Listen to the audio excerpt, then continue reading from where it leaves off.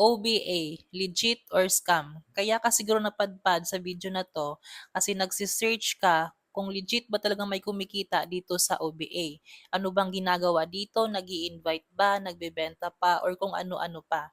So lahat ng mga tanong na yan masasagot sa video na to.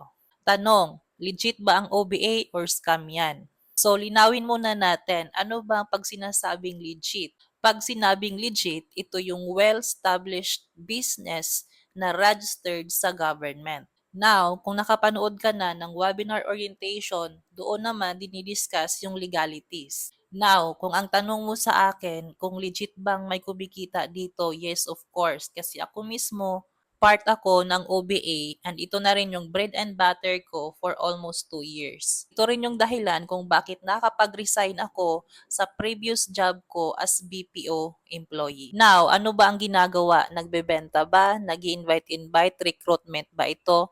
Hindi po. So, kung nanood ka na ng webinar orientation at natapos mo, doon naman diniscuss na ang gagawin mo lang ay magsiset ng appointment to our local and international clients. So, scripts is provided na din. So, kung plano mong gawin tong part-time, kahit isa kang OFW or empleyado, basta seryoso mo itong gagawin on your free time, pwedeng-pwede kitang tulungan dito. Comment down your location, i-share mo na rin ang video na to para marami tayong matulungan.